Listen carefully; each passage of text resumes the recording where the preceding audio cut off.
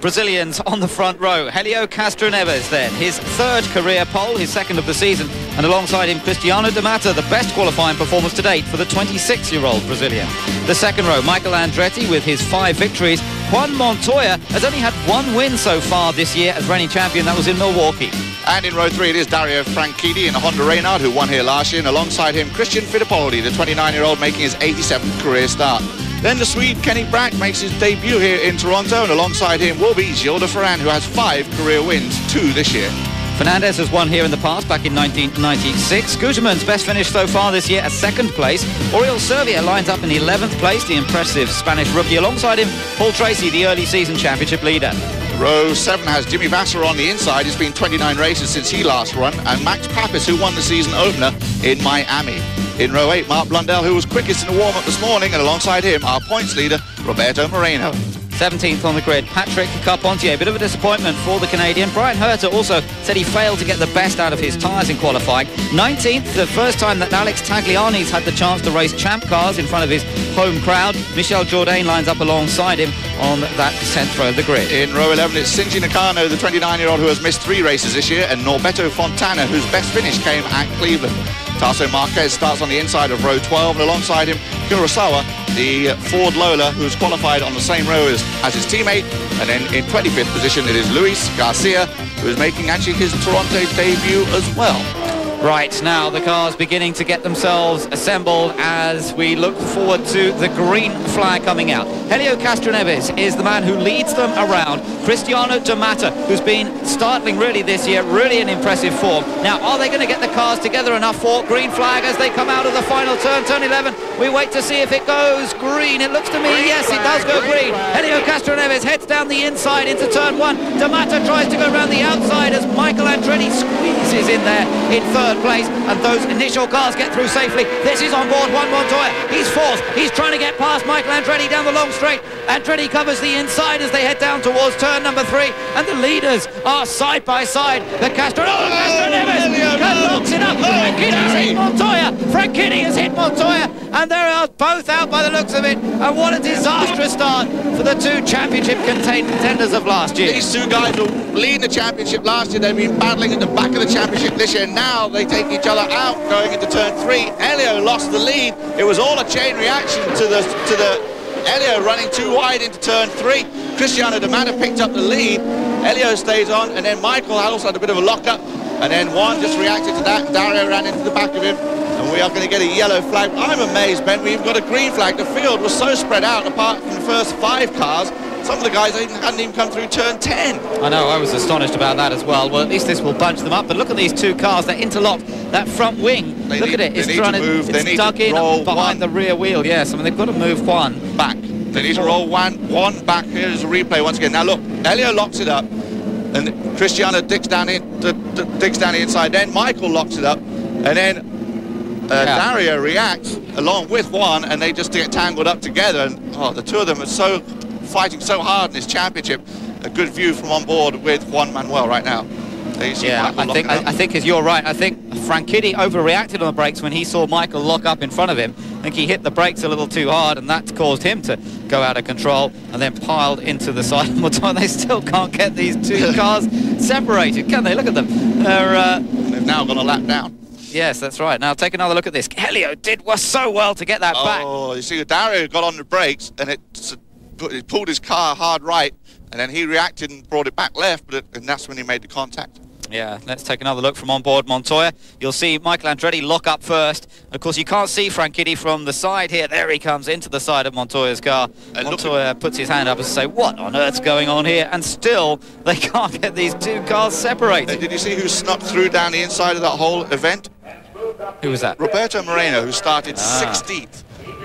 Still they're trying to get those 2 cars separated. As you say, this has put them down a lap already, and this is completely disastrous for these 2. At last, they've managed to get Montoya's car free of Dario Franchitti's car. I know these 2 are friends off track, but that's just getting silly with those 2 cars being melded together. Cristiano de Matta is our race leader after a dramatic start here in Toronto. Helio Castroneves back to 2nd.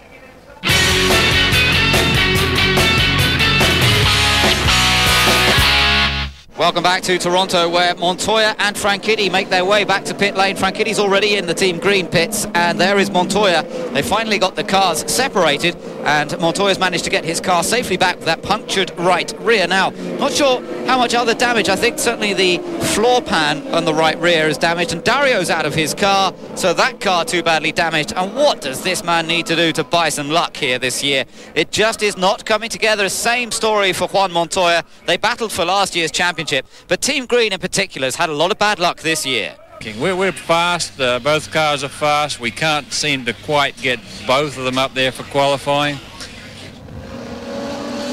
Well, that's a little look at some of the bad luck and some of the difficulties that Team Green have had, and it's happened again as we get ready to go green. Cristiano Matta, who leads for the first time ever in a champ car race, comes through to take green flag. Helio Castroneves runs in second place. Michael Andretti under pressure from teammate Christian Fittipaldi, then Kenny Breck. Look at this three-way battle. It's Oriol Servia sliding down the inside. De Ferran is there as well, and Tracy trying to get involved. Servia got very sideways there. Tracy there hitting De Ferran. Getting the move done, but Servia being very aggressive right behind him too. What's going to happen as they come into turn 3? Tracy goes over to the right to defend his line on Oriol. And now De Ferran trying to keep his place, but no, he's had to back off a little bit there. That was feisty stuff indeed from Servia and Tracy, and I'm sure they banged wheels coming out of turn 2. De Ferran was pushed out wide, managed to survive, but very important for De Ferran to try and make up places. He lies third in the championship, remember, and just 1 point behind Michael Andretti. Montoya has got out of his car, as we saw just a few moments ago. Franchitti also out of his car. Let's go down and hear from Montoya in pit lane. Totally a victim. What were you trying to accomplish there? Nothing. You know, I could have been second in the start. I said, don't do anything silly. I braked pretty early. As soon as I braked, the Matta cut across in front of me. Then I was braking in the hairpin, and suddenly, you know, I run in the back of myself, and it's a shame because the car, I thought we had a really strong car, and it was really good under braking, so I was really hoping to get a good result here. Thank you, sir. Okay.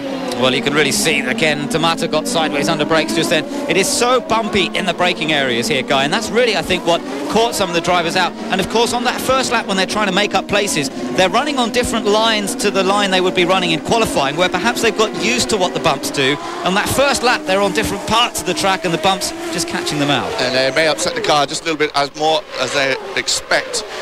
Here again is the start for you. You can see the top 6 cars are all nicely side by side as they come through, but the rest of the field is still back in turn 9 and 10 somewhere, but they do get the green flag anyway. And at this point, both Juan and Cristiano Matta, as they go down towards turn 1, are off the line.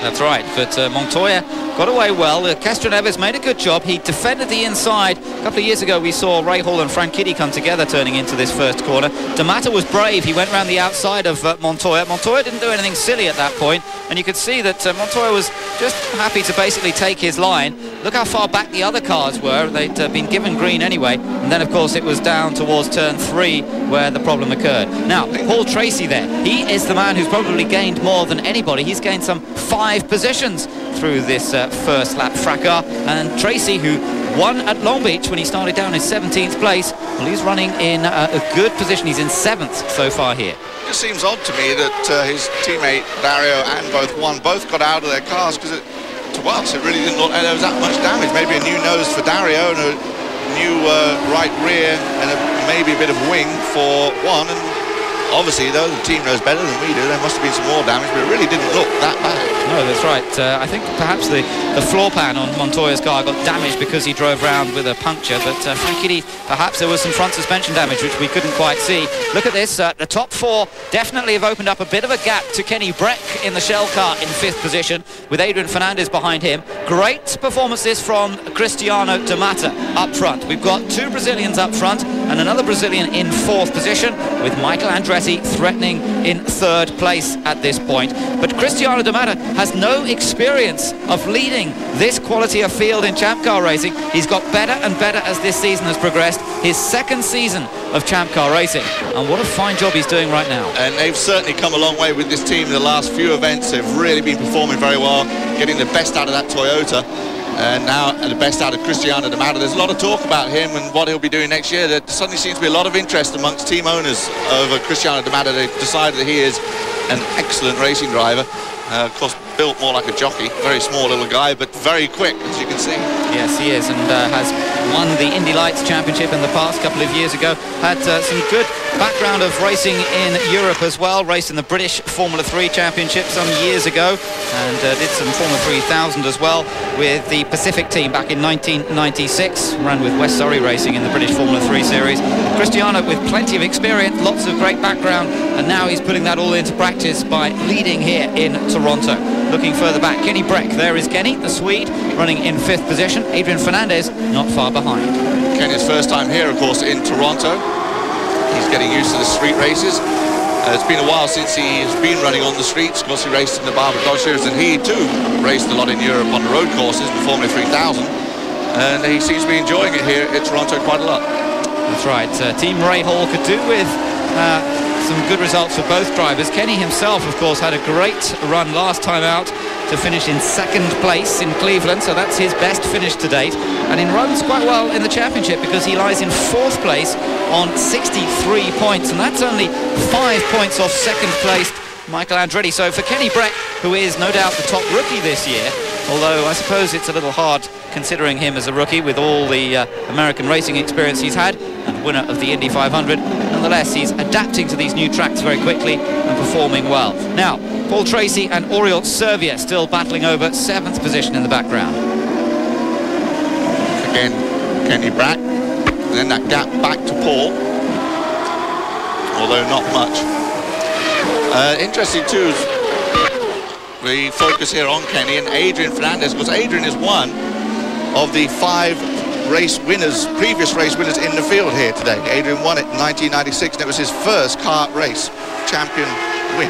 That's right, yes. Fernandez taking his first victory in the series here in Toronto, a race that was so sadly overshadowed, however, by the death of Jeff Krosnoff, who was involved in a fatal accident in that race, and a marshal also was killed that day. A very sad day, some 4 years ago here in Toronto, but Fernandez has fought back from that and won several races since then. This first race win, perhaps not one that he particularly wants to remember with great affection, as it was such a sad day. But he's had several wins since then, and including this year, he's had a good win. He has had a good win.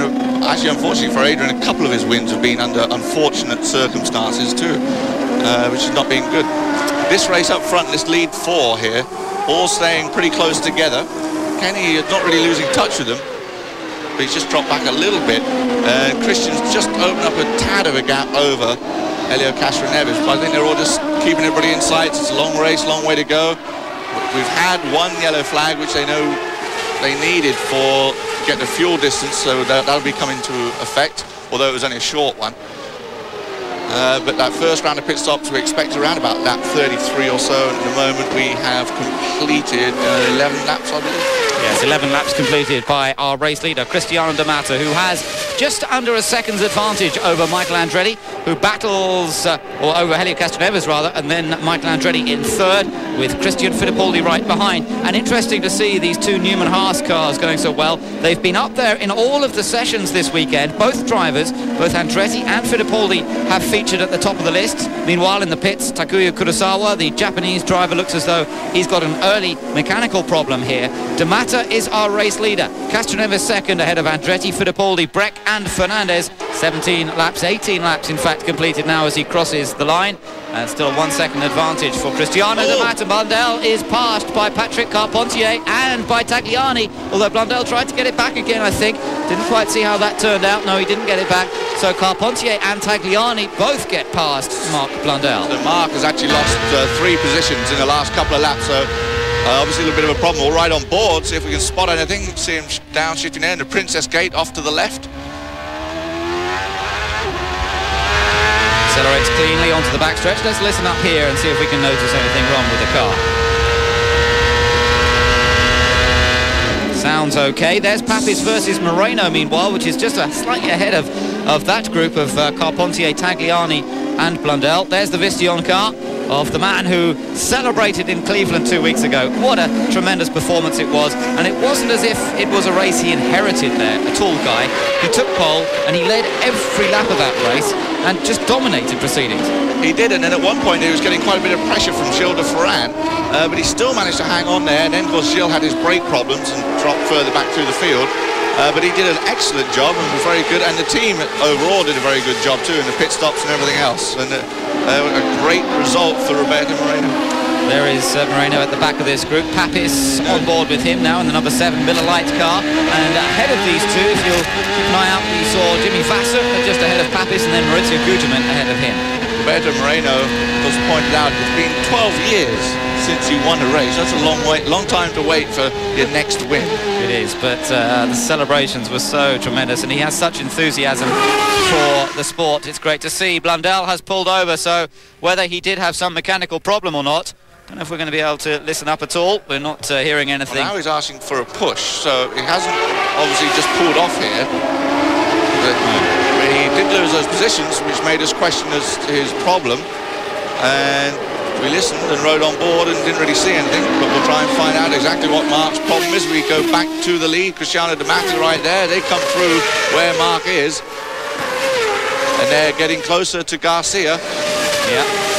Mark doesn't like sitting in this position one bit, I wouldn't think. No, that's not a fun place to have stopped and just waiting for a push, but he knows, we should know, that really the only people who are allowed to touch the cars are the kart safety teams who come along in their white and yellow pickups, and they're the only people who are actually allowed to touch the cars and not allowed to be touched by the corner workers, as they're called, the marshals, the flag marshals, who stand behind the fence and wave the blue, yellow or red flags. They are not allowed to actually get out and push the cars. It's only the kart safety teams who are allowed to do that. I'm wondering then, Ben, if to get one of the kart safety, there you see the kart safety teams, so I wonder if they've had to bring out a truck, which it looks like they're going to stay local yellow, and pull Mark back behind some tyres maybe, but they may have had to bring a truck out to get out to Mark, which could bring out a full course yellow.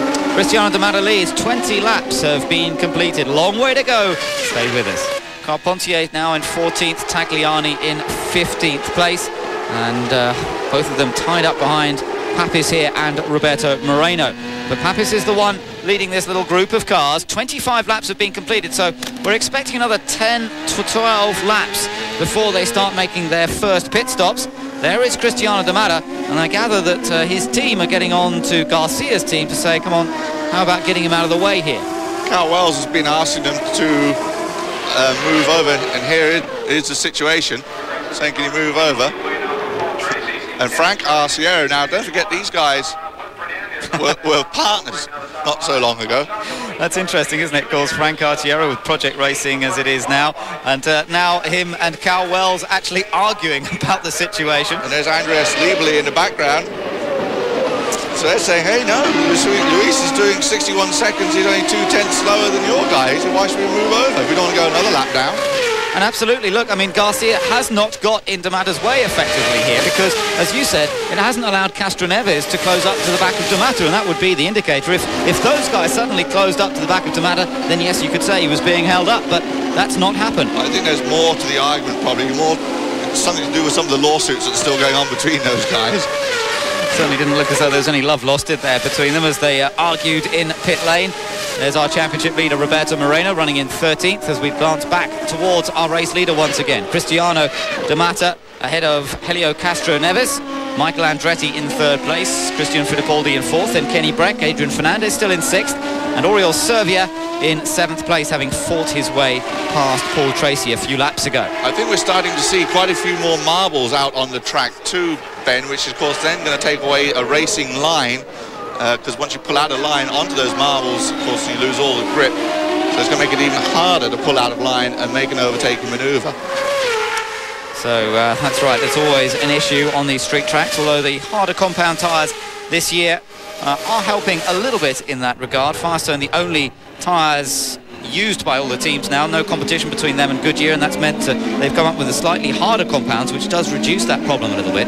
But once again, you're looking at those top 3 cars getting pretty close. Look at Fittipaldi tucked in under the rear wing of his teammate Michael Andretti. There's Kenny Breck in the Shell machine, just basically pacing it at the moment. I think all of them thinking about fuel consumption, hoping to make this a two-stop race, which is the way things are going at the moment.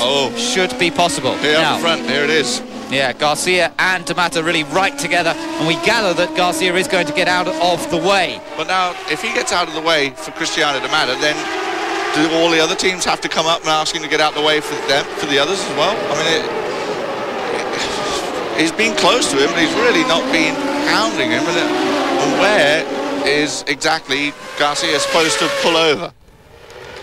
Look at Matta waving his fist at Garcia. Garcia trying to stay on the lead lap, though, remember, and that's what he's trying to achieve here. And that's usually seen to be fair enough by competitors in the series, and certainly didn't let him through there, did he? And Matta's going to get very cross in a moment. Meanwhile, Castroneves is really having to defend from Michael Andretti. Andretti really looking for an opportunity to slide past that Team Penske entry. See, now this is where we need a decision from the race stewards. They should be, if they think he should be moved over, then they should be showing him a blue flag and saying get out of the way, and if they haven't, then they can't play. He's passed. So maybe Garcia deciding that he couldn't withstand it anymore. But I have to say, I don't blame Garcia for that. He was running quickly. This last lap was a 60.9, and most of the leaders doing that same sort of pace. Now perhaps Matta will get away. Garcia, and in fact there you are, the warning flag from Jim Swintoll. The rolled black flag meant Garcia, watch out, because you will be given a black flag unless you get out of the leader's way. So there you are. The authorities did decide to do something about it. Okie doke. That's cleared that up now. So he's going to have to move over when these three guys come through, and I think that could make a big change in the field. There off to the left, you can see a lot of the rubber as Michael tries to make a move on Elio. Round the outside. No, Elio defends the inside. Oh, now he comes back in, cuts across Christian's nose, and now he's alongside him. Well, this is great stuff, but there's hardly room to get two cars side by side up that little slope towards turn 5, and Helio somehow managed to hold on to his second place. You know what happened here? I think Michael saw the fact that Matta had got by Garcia, and then Michael decided, well, we better make our move now, otherwise Matta's just going to drive off into the distance. Quite possible, and Castroneves doesn't seem to be able to push that hard at the moment. He may have the wick turned down, he may have to be running a very lean fuel mixture at this early point in the race.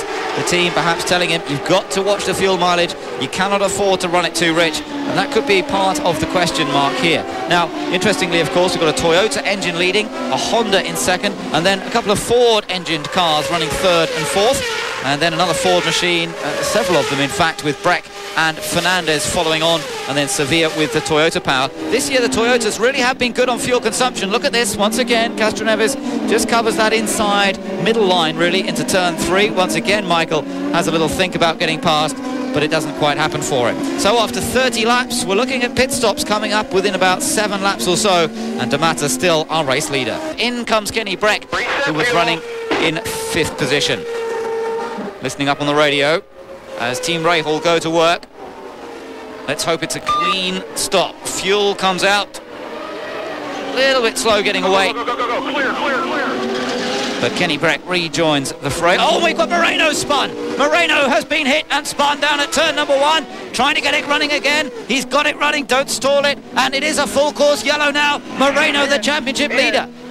And they actually only lost 4 positions. Tagliani, Carpentier, Herter and Brack got by him. Sorry, not Brack, because Brack was in the pits. That's right, so Herter, Jourdain is right behind him, but that's bad news indeed for the championship leader, as meanwhile we're seeing the race leader now come into the pits. Let's take a look at what happened. That was Tagliani trying to get down the inside. We said he'd been looking fairly aggressive a few moments ago. He'd already got past teammate Carpentier. Tagliani really shouldn't have been in there. This is what happened to Marquez and Fontana. Well, Marquez, was at least a little bit more alongside Fontana, but still really wasn't the space for it. And people getting a bit desperate before this first round of pit stops. Now the Matta came in, but Castroneves and the 2 Newman-Haas cars did not. So he's had to stop earlier on lap number 36, and if he can only do 36 laps between stopping, he's going to be in a bit of trouble. Now comes De Ferran into the pits. Aurel Servia coming out cleanly. Gilles de Ferran has been running fairly consistently, but not up with the leaders. Oh, and what's happened to Christian? He's lost his nose cone. Christian Fittipaldi's lost his nose cone. Take a look at the front of that car. There was no nose cone, no front wing on that car, and everything going on here. Apparently, Christian hit the back of Castroneves' car, and there's a new nose cone waiting for Christian in the pits, but it's all going on here as... no, that's the one that's been ripped off, so it must have been in the pit lane. Perhaps, or I'm not sure what happened there. Maybe coming out of the pits, he clipped the car that was parked in front of him as far as the pit boxes, and that would be Castro Neves. But I don't think he's stopped yet. Brian Herter now. Brian Herter's got a fire in the back of his car. Well, nothing happens for 35 laps, and it all happens on the 36th. Brian Herter, Tasso Marquez, along with Roberto Moreno, Christian Fittipaldi. All sorts of, look at this. Fittipaldi hit the back of De Ferran's car. It was De Ferran's car as he came in. As De Ferran came in, I missed that completely as I watched De Ferran come into the pits, and that nose cone sitting there, I hadn't spotted that came off Fittipaldi's car. So that is remarkable, and Fittipaldi now comes back in to have a new nose cone. What a disaster for him. He's been looking like a potential winner here this afternoon, and I think it's ripped out the mounting points from the monocoque, and they can't even mount a new nose cone. And you hear them on the radio saying we're done, and Christian was having such a great race right behind his teammate Michael Andretti. Oh, that is just unbelievable. Let's see if we can spot it again as to what happened there. He can't believe that, can he? Christian Fittipaldi. De Ferran coming in, Christian behind him. De Ferran's getting a bit stuck because he's got Michael on his inside, and then he cuts in behind Michael to get into his pit box, and it really was just a bit of a shambles. I don't think you can't blame De Ferran. He had to find his way into his pit box, and Christian really should have been perhaps a bit more wary of what was going on there. He was just a bit too close to him. Got left rear, got caught up there. Now you see Brian Herter out of the car in what may be his last drive for Mo Nunn. Tony Kanaan hoping to be back for Michigan just 1 week from today, if he can get over his arm injuries in time and be fit enough to race. So, it's all happening here in Toronto. Cristiano de Matta still leads after that first pit stop. Andretti second, Castro Neves back to third, and Fernandez is now fourth. And it's Cristiano de Matta who leads, Michael Andretti second, Castro Neves in third, and once again doesn't seem to be able to keep up the same sort of pace once they're up to race speed, green flag. And he's got to watch out because behind him now is Adrian Fernandez, former winner here back in 1996, the Mexican, and with right behind him in that yellowy coloured car, the Spaniard Oriol Servia. The rest of the group comes through here, and Gilles de Ferran part of that group down in 8th position. Gilles de Ferran, if he can keep it up, is on for his best ever finish at Toronto, as long as he finishes higher than 15th. He's not had much luck here in Toronto, and we saw one of the reasons why in the pit lane there when he got tagged by Christian Fittipaldi. Obviously it doesn't seem to have done any damage to his car, well, none that's been noticed at this point, as his teammate Castro Neves hangs on into third there, but is getting very busy behind him with Adrian and Oriol Servia, who we saw put a fantastic pass on Paul Tracy earlier. Yes, it was indeed. Now, we also saw in the recent round of dramas Brian Herter suffer some sort of fire in the back of his car. Oh, Michel Jourdain's out of his car. I'm just getting a consolatory hug from Tom Brown, the boss of that team nowadays, the team manager of the Bettenhausen team. And that's a shame to see Jourdain out, so he joins the list of retirements. 70 laps to go, and, well, we've seen plenty of dramas already. And let's go down now and hear from Brian Herter. Drama, and you ended up being a victim of a different type. What happened, Brian?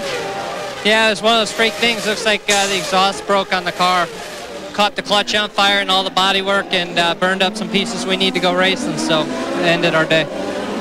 As a substitute for Tony Kanaan, now what's your status for this next week? Because I know Tony is targeting Michigan as a possible comeback. I'm going golfing and going on vacation with my family next week, and we'll see what happens. I mean, as I've said all along, my goal is to get back in a full-time deal for next year. I'm still talking to Jerry Forsyth, and hopefully that's going to work out. But we'll see. I mean, all I want to do is be out there racing full-time next year, and we'll see. I hope that'll happen. We've enjoyed having you. Hope you get more chances. Thanks. It's been fun. So Brian Herter there, enjoying his standing in time for Tony Kanaan. Tony due to be back out next time in Michigan, despite the wrist that he broke in Detroit. Now, we saw Tagliani making a successful move on Max Papis just a moment ago. That's put Tag up into 10th place, and he's driving very aggressively this afternoon. There's Juan Montoya. I think he's probably going to be heading home soon. He was out so early in this race. The Tagliani guy, let's come back to him for a second. He really is driving aggressively. Look at Servia. Servia jetting down the inside of Fernandez. Oh, another good move from the Spaniard, but can he keep it there? They're side by side up towards turn 5. Still side by side. And he's overcooked it. He's into the tire wall. Oriol Servia had such a great race going, put on a couple of superb manoeuvres and overcooked it. Now he's in the tyre wall and that's broken some suspension parts. See if you can get it in reverse. See if you can get out of that mess. They're telling him to get it into reverse, see if he can back it out of it. But is the engine even still running? I don't know. I think it is. The engine's running. Oh, and he's got first gear. Now what's going on? Now back it up. Now back it up. Now back it up. I think you can back it up now. He's trying to find that reverse gear. Come on, Oriole. It's very hard. They've got reverse, but they're very hard to find. Here it is again. You can see just a little bit too much power turns into it. And then that's a case also of the surface is changing. But look how he's squeezed down the inside of Adrian. Adrian sees him, doesn't turn in on him. Adrian thinks he's got the inside line here, so he'll stay there. And Oriole, again, right up against the wall, but here we change surfaces too, and that assists the slide that had already started. Oh, and he had it then. It looked as though Fernandez had backed out of it at that point. It looked as though he was about to give him the place. But Servia just carried too much speed into the corner and the back end slid around, and Servia therefore put it into the tyre barrier. What a shame after a tremendous drive from the young Spaniard. Rookie driver this year, remember, teammate to this man who leads the race, Cristiano de Matta, after 44 laps, still out in front, but it's Michael Andretti chasing him. This is going to be a true showdown. Stay with us for all the action. Castroneves ran in second for much of the race. After the first pit stop, he dropped to third. But let me tell you that Castroneves has just come into the pits. There's some sort of mechanical problem, and in fact, he's just got out of his car. So Castroneves is not going to be playing any further part in this race, and that's a great disappointment for the man who won in Detroit earlier this year and who took pole position here yesterday. That means, as we watch Servia come back out, he's just come into the pits. Remember, if you were with us, he crashed into the tyres a few moments ago after trying to make a move on Fernandez. It nearly worked, but just didn't quite come off, and they've changed the nose cone on that car. Changed the nose cone, and how about this? His teammate, the leader, is coming up to complete this lap, and they're going to catch up with Oriole very quickly. Now, does Oriole Servia let Cristiano by very quickly and easily, and then block for a lap or two on Michael Andretti? Surely not. That wouldn't be very fair, would it? Now look at Castroneves' car. That's being pushed away. They've already put the wets on there, and Guterman was also just pulled off the side of the track a few moments ago, and that apparently was some sort of electrical problem for Maurizio Guterman, and we're hearing it's some sort of engine problem for Castroneves. So we did talk before the race began, Guy, that this might be a race of attrition. It's always tough on machinery, and so far that seems to be standing out. Seems to be the case at the moment. We have 13 cars running, one a lap behind, the rest out for damage and incidents and accidents, and of course some system. Yes, I don't know why. Start burning, smell, and getting very hot as well. So it's a shame. I was having a little problem on the braking point, especially with the rear. So I have to control a lot, and it was fun because this battle was pretty good, holding the second place.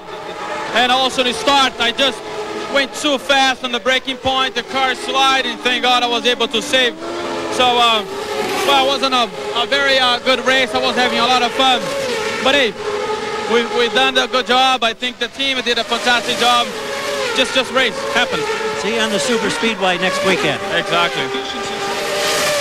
So Castroneves always manages to come up with a smile, always comes up with some sort of positive comment. You never see him down or depressed, despite being such an emotional man, and it's a fun and a joy to have him in the paddock. He's out of this race, but I'm sure he'll feature strongly in a number of the races to come this year. Meanwhile, looking back at this battle with Papis in 9th place, behind him is Patrick Carpentier in 10th, and then in 11th place is our championship leader, Roberto Moreno. And someone who's been very hot right now is Tagliani. He's been picking up a few positions, Alex Tagliani. In Paul Tracy, you can see at the front of his car, first of all, you'll see the mark from contact he's had with another guy's tyre, but you also see that helmet that he's wearing this weekend, the special Greg Moore Memorial helmet. It's got some of Greg's colours in there. It was auctioned off for $45,000 US. Indeed, and that the owner of that will pick it up at the end of this race. It's good to see raising funds for the Greg Moore Foundation. It was set up at the end of last year in memory of the late, great Canadian racer who was so tragically killed at Fontana at the end of last season. Now, we've seen a number of retirements. Another is Mark Blundell. Let's hear from him. Actually, I don't know. All I know is I went into turn 1 and the engine just completely died. and it wouldn't restart.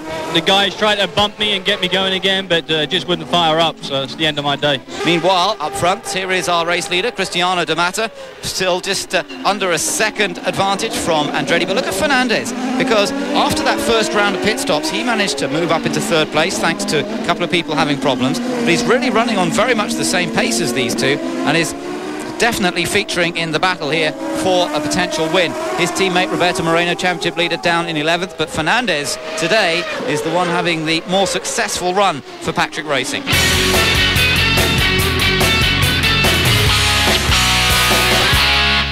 Now, Fernandez has been the fastest pretty much in the last couple of laps. 61.2 he did on that last lap, 61.4 for race leader Cristiano de Matta. So Adrian Fernandez definitely running very quickly at this point. Quite a big gap behind him then. There's about a 3-second gap behind Fernandez to Paul Tracy. And then it's Kenny Breck to Ferran running in 6th. Tagliani running in 7th. And as again, we'll keep an eye on Tagliani. He's been pushing hard all afternoon and enjoying the street courses. He goes well on the street tracks, I have to say, there's Alex Tagliani. He's had some good results this year so far. He ran 4th, he finished 4th in Long Beach and finished 6th in Detroit, so he really does seem to go well on these sort of tracks. His aggressive style suiting the tight and unforgiving street circuits. And Tagliani now in 7th. Vassar is running in 8th place behind him, and then Papp is still in 9th ahead of Carpentier, Moreno and Shinji Nakano, who has moved up into 12th place now. That's the final point scoring position, remember. Luis Garcia running a lap down in 13th. Sevilla 3 laps down in 14th, and those are the 14 cars still running in the race. A lot of cars out of this one, as you mentioned. We had talked about attrition. There you get a look at Tagliani. Now working on Gilles de Ferran, who has never finished higher than 15th here at Toronto. When you have a stat like that, I suppose, you know, obviously in Michael Andretti's case, he's won 5 out of 13 here. You've got to come in, you know, Michael's got to come in all pumped up looking forward to Toronto, and so I would think Gilles de Ferran's got to come in thinking, oh, not Toronto again, you know. Maybe he thinks this will be the one. This is the one to turn it around. I'm sure Gilles normally has a very positive attitude to everything he does, and not one particularly for superstitions. I wouldn't think. They call him the professor sometimes because he has a very thinking approach to his motor racing, does de Ferran. And remember, he and this man, Andretti, are separated by just 1 point in the championship in the battle for second. Both of them lie behind Moreno, but both of them very much in touch with the championship lead and separated by just that single point. And don't forget, Gilles de Ferran and Helio Castroneves, July 26th, are going to go to Indianapolis Motor Speedway, where they're going to do a couple of days of testing with Roger Penske. As Cristiano de Matta still under pressure from Michael Andretti. I tell you what, he's driving superbly as the young Brazilian up front, 26 years old, and in his second season of Champ Car racing, and he's got one of the masters behind him who is starting his 260th event here today versus, I think it's the 30th event for Cristiano de Matta. Slight difference in race experience. Bit of difference there, and of course 38 wins for Michael Andretti. Cristiano, of course, looking for his first one, and he'd love to get it right here in Toronto, a track that Michael has dominated, won 5 out of 13 times, never qualified outside the top 10, and I don't think he's ever finished outside the top 10 actually.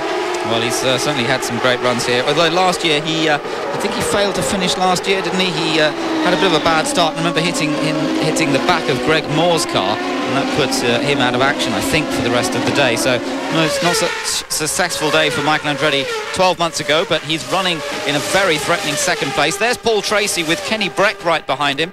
Back to our leaders, de Matta, Andretti, Fernandez. Then you can see that this for 4th place is rather closed up to the leaders. Tracy and Breck are definitely closer to our leading trio than they were, and in fact you can see all the way down to Moreno, who's in 11th place. There's not that big a gap. In fact, it's only 10 seconds between our race leader de Matta and our 11th placed man Roberto Moreno. And basically the top 10 in this race are also the top 10 in points, not in the same order, but all fighting in that top 10 for the points.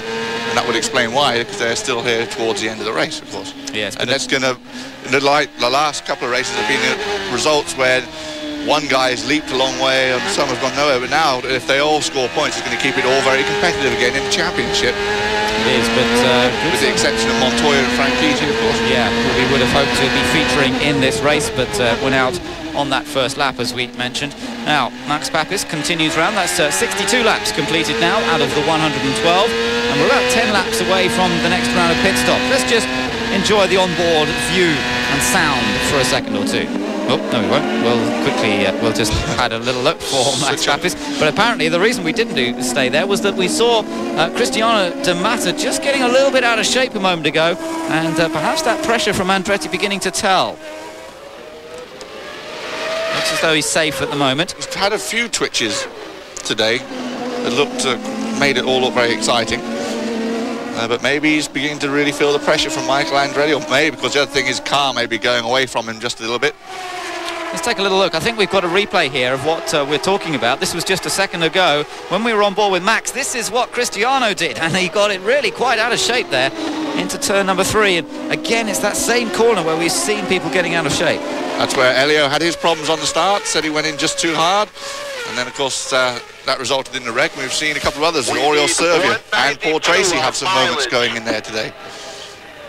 There you hear, I believe that was Cal Wells telling him what sort of mileage they need to be able to get to the pit window, fuel window. Just a little way to go on that. Apparently Andretti's been having some radio communication problems in his car, but doesn't seem to be affecting his performance any. Still running very quickly. They're lapping at 61.6 seconds. That was a quick lap from Moreno on that last lap. I don't know how he managed that, because I thought he was bottled up behind Carpentier, but he did manage a 60.6 apparently, according to the timing and scoring. But it's definitely a case that all of the leaders are closing back up, and in fact now the top 11 are covered by under 10 seconds. So that shows you how close it is, with 49 laps to go. And I think pretty much the reason for that is they're all running on a very lean fuel mixture. They've got the mixture setting that the driver can adjust. Leaned off means they're running the cars as quickly as possible, but on the minimum amount of fuel usage. You're doing better than you need to on fuel now, better than you need, so use it if you need to. So there you hear it. That's Fernandez's radio, in fact, saying that they're doing better on fuel, and they should be able to keep it to a 2-stop race. Some of these teams, drivers trying to get just over 2 miles per gallon, and some are running down at about 1.8. Yeah, they need to achieve about 2.1 miles per gallon today to get through on 2 stops, that's right. It might not sound like very much, but remember, these engines producing, getting on for 850 brake horsepower, perhaps a little more even, and that's plenty of horsepower, and you need a lot of methanol. In fact, you need about double the amount of methanol to correspond with the amount of petrol that you need in an engine. Engines burn about double the amount of methanol to produce similar amount of power, so that means a huge amount of fuel going through these V8 turbocharged engines and providing performance of about 190 miles an hour on this longest straight here in Toronto, and then hard on the brakes, down from 190 miles an hour, changing down a second to 40 miles an hour around this tight right-hander. Like Michael Andretti was trying to set up for a pass there, but unable to do anything because Cristiano didn't slow down anywhere near enough for Michael to get quite close enough. I think Michael was actually eyeing up to be so he's closer going up into turn 1.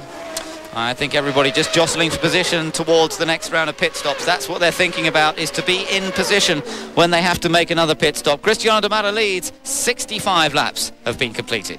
De Matta holding off all of these cars behind him, driving the race of his life so far, I have to say. Never seen a performance like this. He's never been in a position like this before, and he's dry. Look at the way. He had that sideways halfway down the length of that straightaway. And he's in. He's into the pits. Kenny Breck's in as well. But interestingly, Michael Andretti, Adrian Fernandez, Paul Tracy are not in yet. They reckon that they can still go a bit further, and that could mean that they will need less fuel when they do come in, and that could get them out ahead of this man, Cristiano. Now, this needs a vitally quick pit stop from the crew. They've never been in this position before, Guy. Definitely some pressure on them right here. They're doing a very good job at this point. Tyres are all on, just waiting to get all that fuel in, because he's now got to go 39 laps till the end and just beat Kenny Brack out. We saw Kenny in the back of the picture there. I think it's Max Papis at the back. That's too. right. So both Team Rahal cars in on the same lap there as they come out of pit lane. Now, how many more laps is Michael Andretti going to do now? He is our race leader. 74 laps completed. Michael Andretti race leader. Fernandez second. Tracy third. Tagliani now in fourth place. But they all have to make their pit stops. Now, here comes Michael, about to complete another lap. Will he be heading into pit lane? Watch, yes, I think he is. Michael's in, but Fernandez and Tracy stay out there. Fernandez. And hit your barns. Fernandez, phenomenal fuel economy this year for him. Yes, that's right. Now then, let's see if we get a clean stop. It's sometimes been tricky for Andretti to get a clean stop. There's always some sort of problem that occurs. Remember, if you run over an airline, hit a wheel.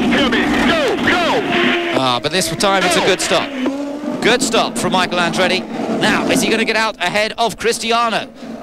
This is crucial. Let's try and see. De Ferran is in the pits, but he does seem to have been struggling a little bit in the recent laps. Where is Cristiano Matta as he rejoins? And there is De Matta. So Michael has got out ahead of Cristiano. There is Cristiano, who has his lapped teammate right behind him, Oriol Servia. But Cristiano's at full speed and Michael's not, so he should be able to make up some ground down the straightaway here. And Michael's got cold tyres. Cristiano might be able to get him on braking going into 3. Oh, he's getting it sideways under braking, but it's not close enough behind Michael to really challenge. And look at this now, we see Fernandez in, Tracy into the pits, Jimmy Vasser into the pits. Right on these marks. See these three make some crucial pit stops to see if they can all beat each other out. Paul is in. This is a team that's made up some places in the past, isn't it? Long Beach he managed to win, thanks really to the amount of work that his crew had done. Watch Tony. Speed limit. Think about the entry, Paul, the exit. Think about the exit. No mistakes on the exit. Harry Green talking his man through it.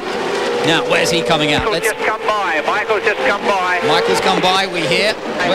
Oh, Paul locks it up going into there. There is Michael. There is Michael. Battle for the lead here. Tracy back out in front of De Matta. Cuts across in front of De Matta. Michael is back in front and trying to get ahead of Michael Andretti. De Matta, look, he's on the marbles. On the marbles. And he's going to have no grip when he comes to brake at turn 3. Can he hold it together? Oh, yes, nice driving from De Matta. That was brave stuff. A nudge from Paul Tracy. Now got more black marks on the front of his car. You saw the crew looking up at the big screen. They can see on the front straightaway there. Paul got second for a moment. Cristiano got back, but boy, did he push it to the limits, up against the wall, out on all those marbles. Amazing. He got some braking power going into turn 3. But Fernandez has not been in yet. We thought he came in with that last group, and Fernandez has not been in, nor has Moreno, and nor has Carpentier. So we're still waiting for them to come into the pit, and they could still play a part here, particularly Fernandez, because he was right up with this group. Now, there is Adrian. How quickly has he managed to go on these last couple of laps? Will it be enough? Will the little bit less fuel they have to put in the car be the crucial amount that allows him to get out ahead of Andretti? This is going to be great stuff. And then, of course, you've always got that danger that you don't put enough fuel in and you run out before the end. This is going to be absolute frantic stuff, because if they can just shorten up that pit stop by less fuel, then he's got to sit on the pit limiter and try and race down into turn 1. It's going to be just, if they get it dead on right, it's going to be very, very close to Adrian taking the lead over here. So let's watch the crew now for the Patrick Racing team. Moreno has stayed out, so Moreno's still going. He's getting, as ever, getting amazing fuel consumption. Now, let's watch this one. Car goes up on the jacks, the wheels come off. Here's Moreno's team right in front of Adrian getting set up. You'd think they would wait maybe just a second. This could cause a problem for Adrian to get a straight shot out. You're clear, go. Clear. Okay. He gets out safely, no problem for him. And that brings Adrian now. Here come the leaders. Where is Adrian going to rejoin? He's out, and is he in front? I think he might be. There's Andretti. He's in front, but he's on cold tyres. The same problem once again. And Fernandez now is going to try and hold the middle ground. Andretti's on hot tyres. Fernandez desperately trying to cover the inside. He's got to go to the inside. He's got to make Andretti go the long way around the outside into turn number 3. Andretti cuts around in front of him. Great move from Michael, who takes the lead back from Fernandez, and Fernandez finds himself back in second. Well, Michael knew he had to get it done right there and then, because he knew that Adrian was on cold tyres, and if he didn't get him, by the time he got around to complete a lap, Adrian would be perfectly up to speed and with the hot tyres, and he wouldn't be able to get around him. Here is Moreno, who's had the fuel economy. It's just been absolutely amazing. Has he been using top gear even all day? Now, this is the last chance, isn't it? Now, I don't think he will be able to get out ahead of Andretti. Andretti has really been the hammer down in the last couple of laps. He knows how crucial it is to go quickly at this point. Oh, no! And slow getting that fuel out, and this is bad news for Moreno, and there's no way, surely he's going to be able to get out. No, here come the leaders, and he's going to rejoin there in behind Paul Tracy, and that will put him in, well, in fact, a little further down than that, went it in 5th, I think. Andretti, Fernandez, Matta, Tracy, and then Roberto Moreno. Still, from Moreno's point of view, it's not been bad because he's made up quite a few places. He was running in 11th place. And he was very lucky. Oh, Cristiano! Oh, no, what have you done? He's been doing it all day, but balancing it perfectly, but this time he lets it get by, and poor Tracy gets by. So Tracy, that is, now up into 3rd position as Andretti leads. Oh, this is exciting stuff indeed. What an amazing run we've seen through this second round of pit stops. Now they have to try and make it last all the way to the checkered flag.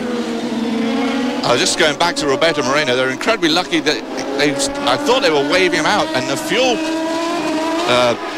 pipe was still stuck in there, and then luckily Roberto didn't go ahead, and they had pulled it out before he cleared, and then he didn't get up to speed real quick, and they just kind of lost out on that chance to get up with these lead guys here. Well, this is going to be an interesting one all the way to the checkered, because I think they're all still going to have to be running a little conservative on fuel, but running flat out in terms of driving the car to its limit, but just not allowing the engine to have quite as much fuel as it would like in some ways. And Michael's really got to push. He's now at least dealt with all those people who had to come in and make pit stops, so now he can just control it from the front. And on a track like this, where overtaking so hard, Roberto ran out wide and came back in right across Tagliani. Yeah, I don't know quite what happened there, whether Moreno made a mistake. I think he must have done, because he was quite close behind those other two. And now all of a sudden he's in the clutches once again of Alex Tagliani, so I think he may have made a little mistake going into turn number 3 there. Tagliani, Breck, and De Ferran running as a trio. Breck's the one who's lost out considerably on both pit stops, it would appear, this afternoon. He's had to come in earlier than some of the others, and that's, I think, hurt him, because he's now back down to 7th place, when really Breck should have been, I think, by this point, perhaps in the top 3, so that's been a bit of a disappointment for the Swede. I think Roberto's got some kind of handling problem, because he seems to have been very twitchy in the last 2 or 3 turns. Possibly got onto the dirt, got onto the marbles when he had that moment down at turn 3. That could explain why the car's now a little bit all over the place. Jimmy Vasser there, tucked in behind Papis. But here is our race leader, and it is Michael Andretti, who is pulling away up front. His advantage last time around, a full 2.6 seconds. And that's a bigger lead than we've seen anyone have this afternoon. Michael's really been cooking it after those second round pit stops. There's Adrian and poor Tracy. Don't forget Oriol Servia there. We see he is in fact 3 laps down on the leaders, but running in that traffic with. That's right, the yellowy green car of Servia. He runs in 13th position, being 3 laps down, but still running their sort of pace, no problem with that. 60.7 second lap, and that is fastest that Andretti has done in this race so far. Paul Tracy's being told he's got plenty of fuel in that car, so he can richen up the mixture and in fact use the overtake button, which richens the mixture even further for a little blast along the straight here if he wants to, and that perhaps could put him in a chance of trying to find a way past Fernandez. He's got a little bit to catch up to him yet, but once he gets the situation, he can use that fuel button, the overtake button. He's got plenty of fuel, they're telling him. Here's Vasser and Papis. Vasser's really lost out in that round of pit stops. He's down in 11th now, the last guy, and he was sort of running up in about 7th before, so. That's right, yes. They must have had a problem. Definitely losing ground, sliding around quite a lot behind his good mate Max Papis, but won't be talking about friendship out there at the moment. This is a race for position, race for points, which is so crucial. Lock up from De Ferran. Did he run wide or did he survive that? I think he survived, but De Ferran there in the Team Penske entry, definitely getting a bit of smoke from the front tyres. Keeping it all together, and De Ferran running in, well, where is he? In 8th place now, so he has dropped down the order a little bit. It's definitely been a tough afternoon, but he needs to keep in there. He needs to stay in the top 10, because Michael Andretti, who looks pretty well set to take maximum points here today, if the car holds together, will pull away from De Ferran in the championship. He won't move ahead of Moreno. Even if Moreno doesn't finish here today, Andretti cannot take the lead in the series, but if he does win, he can pull away quite considerably from Gilles de Ferran. The two of them just separated by 1 point coming into this race. course, 20 points for the win, 1 bonus point for the pole, and 1 for leading the most laps. And the key thing that Roberto Moreno did at Cleveland was he swept all those points. That's what gives him a 22-point lead over Michael Andretti, who is currently on 68 points. And then, as you mentioned, Gilles de Frand needs to score. He's third with 67. Kenny Brack on 63, and Paul Tracy on 59. Vassar on 59. And then it's Montoya on 54. So a good battle in the championship points at this point. Yeah, halfway stage in the season. Michael Andretti, who's already had 1 win in the series so far. That was at Motegi in Japan earlier on this year when he qualified in 8th. Has had a number of other races where he should have been up front. Had some problems at Homestead when he was running in 2nd position. So Andretti really has had some bad luck as ever. Now perhaps the chance to make up for it. Let's just ride on board with Max Papis for a second. We've got this great nose-mounted camera giving us a tremendous view. We're up through turns 5 here, and turn 6, the sweeping, the sort of carousel corner coming up, and then heading up towards that complex before the pits.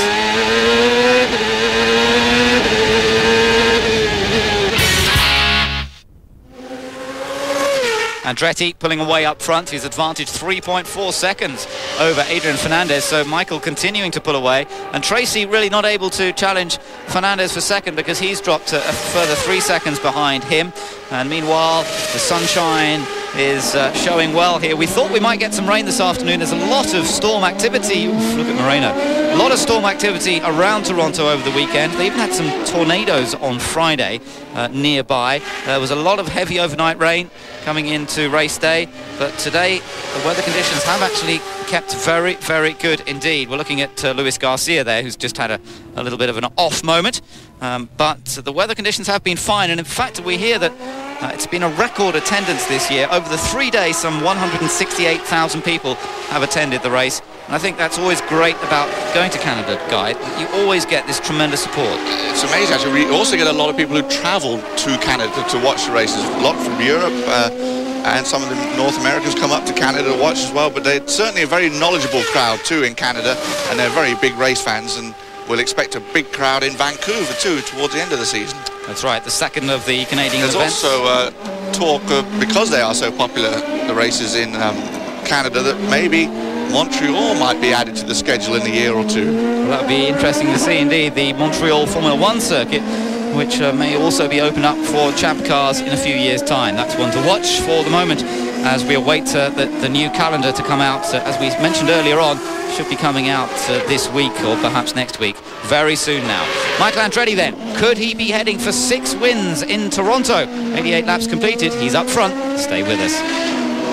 Welcome back to Toronto. Michael Andretti loves this place. It's one of his favourite cities in the whole world, he says, and it could be elevated even higher in his estimation if he carries on like this, because he could be heading for win number 6. He leads from Adrian Fernandez by 3.6 seconds after 91 of 112 laps have been completed. Tracy lies a slightly distant 3rd, de Matta an even more distant 4th, and Moreno has just had problems. Now, we saw Moreno battling with de Matta a few moments ago, and then the next thing we saw, suddenly he dropped way back from de Matta, was battling with Tagliani. All of a sudden, Tagliani, De Ferran, Carpentier, Papis and Vassar all got past Roberto, and it would seem that he maybe has a puncture or something similar to that. And he has just made it round to the pit area, pulled off. But the other thing too is, as all those guys went by, Tagliani, De Ferran, Carpentier, Papis, we noticed that Kenny Brack didn't go by, and we're not quite sure what's happened to Kenny. I think Kenny overran one of the corners, went down the escape road, and has lost a lot of time. He's now 43 seconds behind the leader, and he's going to be fighting, obviously, to get and stay on that lead lap with everybody else, and hopefully he'll get by Moreno. But we're not sure what happened to Moreno. We're guessing that the tyre going down, or tyres going down.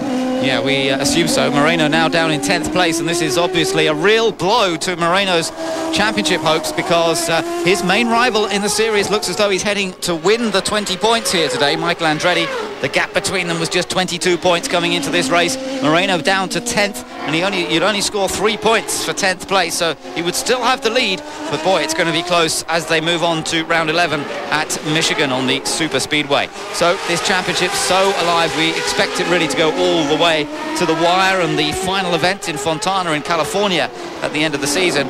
but it's fun to just see the changes in the championship, the moves up and down in the points, and the fact that Montoya, for example, again not scoring here today, the reigning champion, 7th in the championship coming into this race, but he'll be even further down than that. By the way things are going here at the moment. He was only 5 points ahead of Matta, and Matta is in 4th place here, so Juan is definitely going to drop further down the order here today. And Dario, of course, all the way mired down in 14th position, 13th position, just ahead of Christian Fittipaldi, trailing by about 50 points right now. Moreno, and add a few more on after this. So a tough break for him, but his teammate Paul Tracy, who seems to have been outperforming him so far this year, he is running in 3rd and looking for a hometown victory here. He loves racing here. Lots of friends and family come out to watch him. You saw that great view from the $100 seats a few moments ago from behind pit lane. That was a great shot, and a lot of his family and friends will be up there rooting for him, and he would be the top finishing Canadian at this point, unless Alex Tagliani can do anything about it, running in 5th, right behind Matta.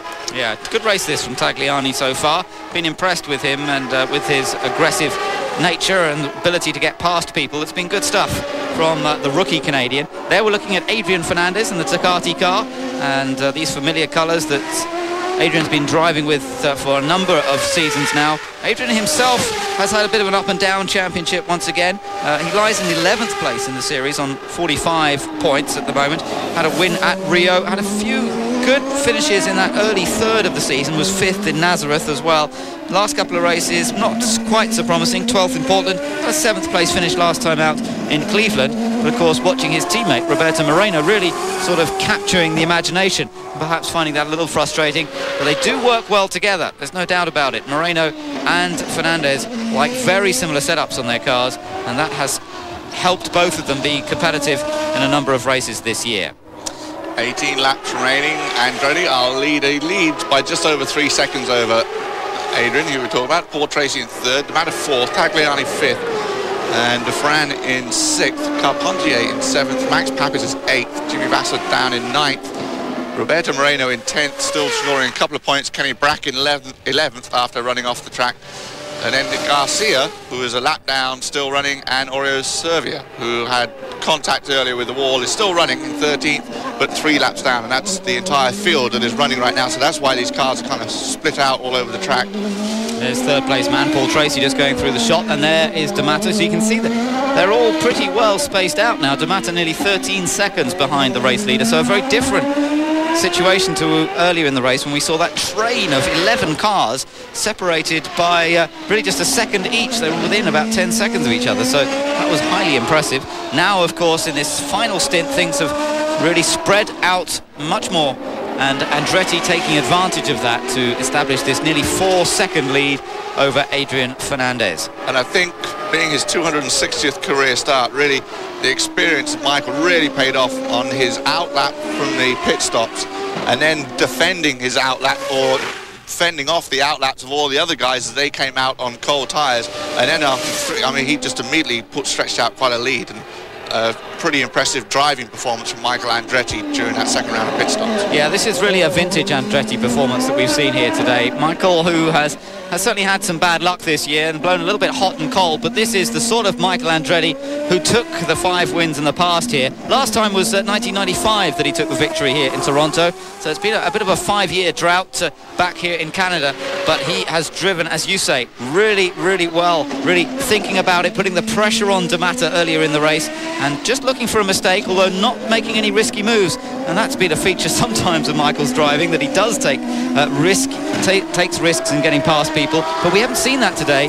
He waited for his opportunity. When he got the opportunity, got in front, as you say, drove really hard to stay in front and to get past those people coming out of the pits, and now he's just sort of stroking it, looking after the machinery and staying in front. Well, we were discussing it too, Ben, at lunch. I mean, for a guy to have won 38 races and to have only won 1 championship is very unusual.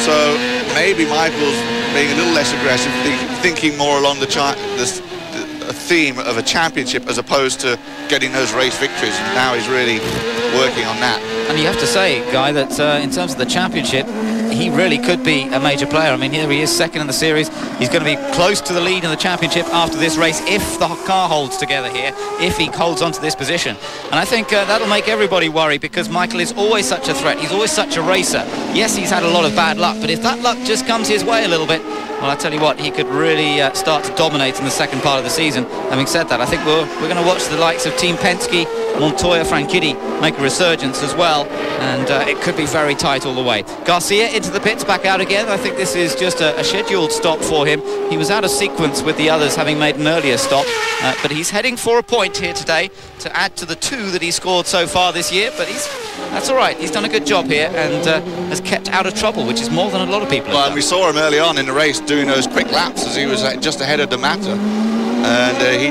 did a nice job of staying up there and repeatedly putting in quick laps until they eventually told him to move over. It looked to me like Adrian has lost a little bit of time to Michael, and Michael's got clear sailing, no traffic really to deal with. He will eventually, of course, catch up with Garcia here fairly shortly. That's right, yes, that'll be a car to lap, but I don't think he's going to be too worried about that.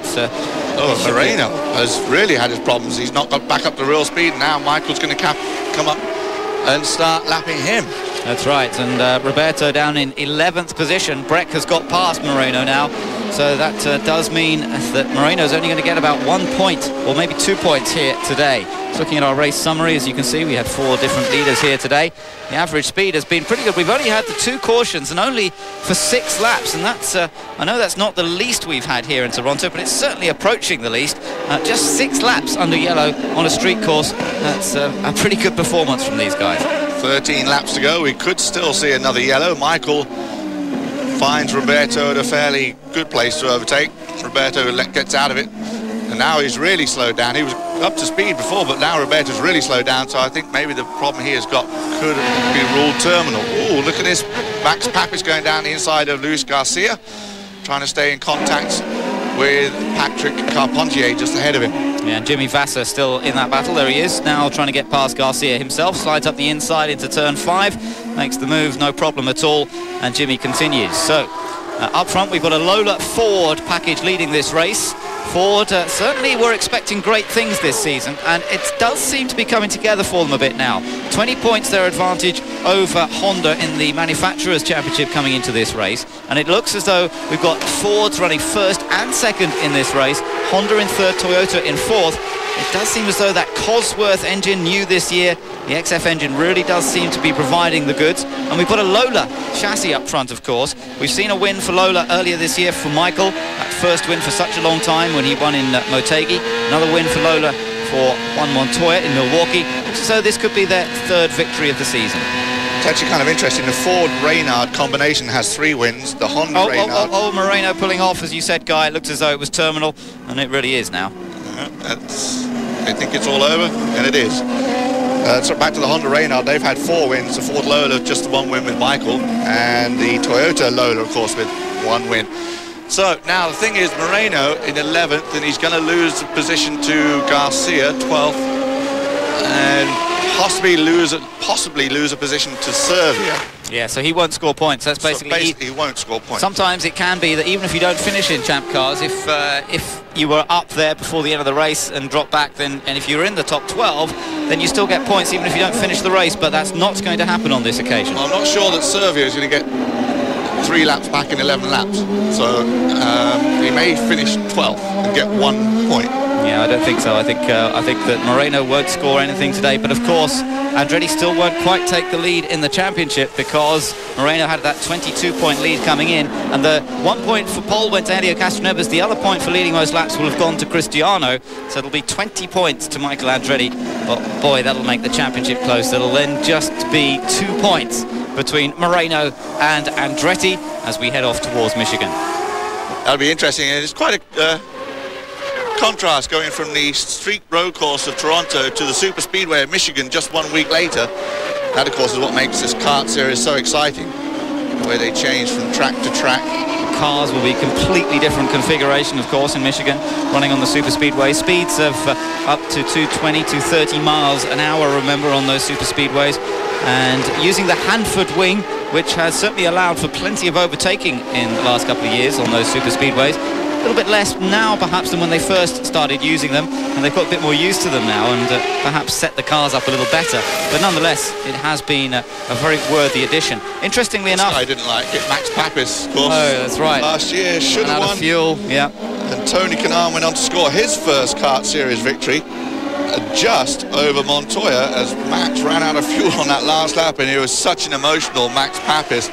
And then when he finally did get that first win at Homestead this year, we saw those same emotions again from Max, and just great for him. Great for all these guys getting their first wins. And of course, once you get one, they always say it supposedly gets easier. So many of these drivers in the field have won races. That's the great thing about this series, is so many potential winners every weekend, and you might have a bad weekend where everything goes wrong and you end up nowhere. The next weekend you can come back and win everything. For Moreno, it's been the other way around this time. Cleveland 2 weeks ago, he dominated, took pole, won the race. This weekend, been struggling a little bit, made up ground. In the end, he's gone out with mechanical failure and failed to finish the event. But that's the way it goes. But it is so competitive, you can always come back and fight another day. Fernandez just holding on to that second place at the moment. Good news in terms of picking up some points here today. Paul Tracy, who was for much of the early part of the season the championship leader, of course, Tracy, has had 3 non-finishes in a row in the last few races. Gearbox problem in Cleveland.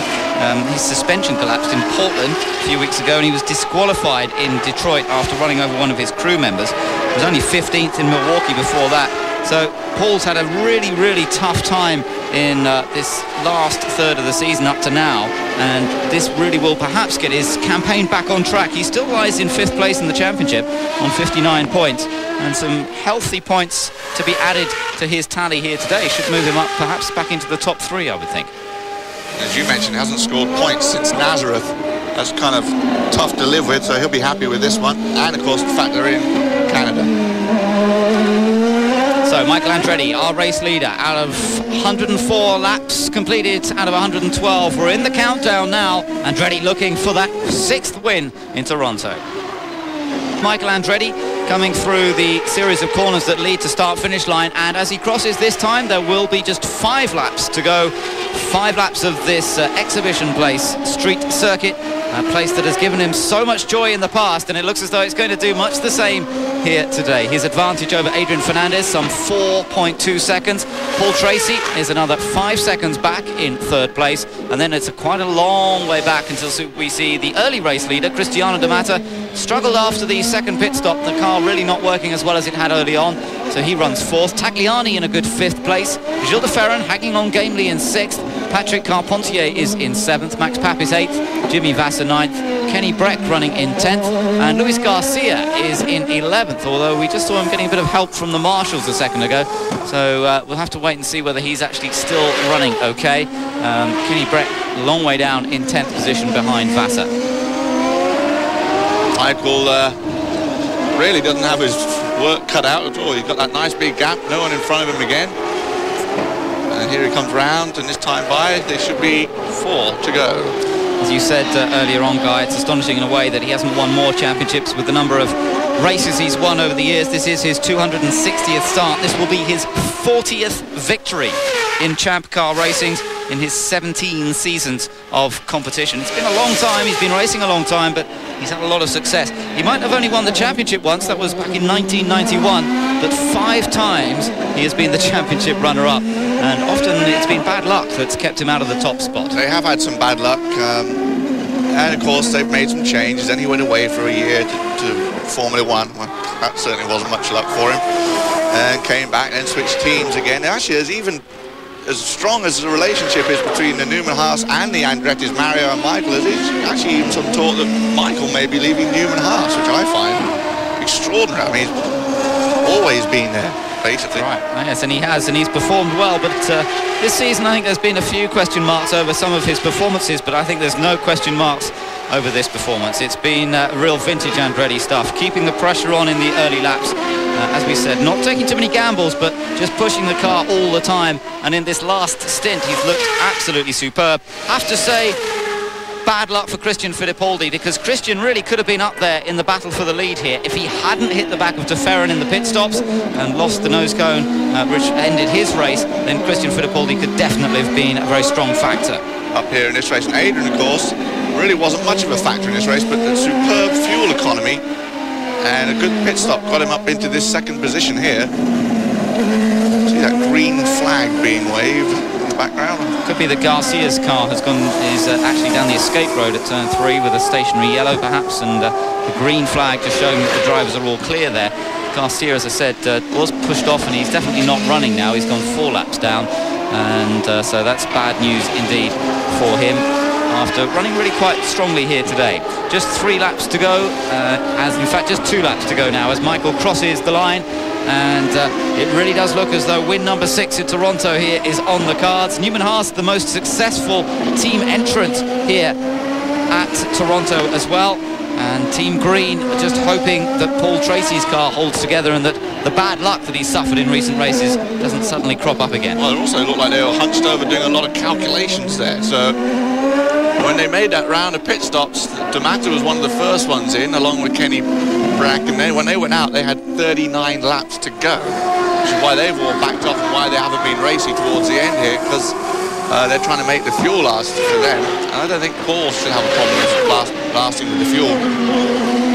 That's right. I think it should be okay on fuel. And Michael Andretti coming through. This will be to take the white flag this time around. Just one more lap for Michael Andretti to take his second win of the 2000 season. White flag, Mike. White flag. And the team giving him the story. He knows it. Surely he's been counting it down lap by lap.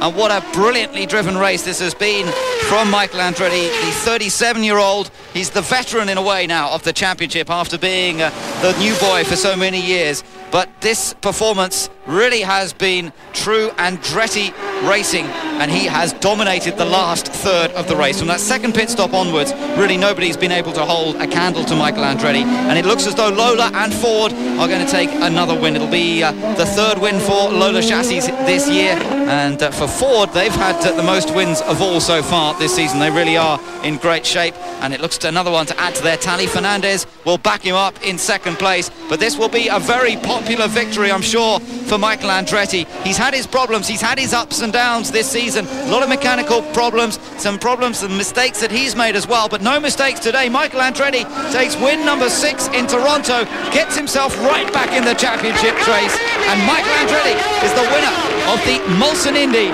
here at Exhibition Place. Hear him on the radio, we'll listen in. Adrian Fernandez crosses the line, takes second place. Tracy delighted with third. At last they've managed to get some points after failing to finish the last 3. There is Mario, delighted with that victory.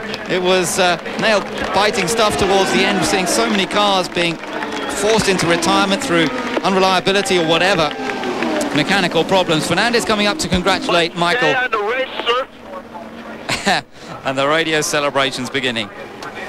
Paul's going to try and come up and give his recognition too. These guys, of course, were teammates at Newman Haas, and they still have them. They didn't really seem to get on that well, and then they still have their moments now. And of course, the incident with Michael and Paul Tracy at Chicago still comes up every now and again, but I think really they're good friends, really. It's just about, they are certainly the old guard, aren't they, of Champ Car racing. So many youngsters in this series now who have performed so well, but I think that's what makes this championship so great, is that you've got guys out there like Andretti capable of winning races, and when it all goes according to plan, there he is once again winning races, and it's great for the series. His name has such great recognition in the United States, and in fact all over the world, of course, through his father's exploits, through Michael's own exploits in Formula One as well. So great to see him take the victory. Let's take a look at those results then. Fernandez second, Tracy third. Matta getting the extra point for leading most laps, but in the end had to settle for fourth. Tagliani, impressed with him today, finished in fifth. De Ferran sixth.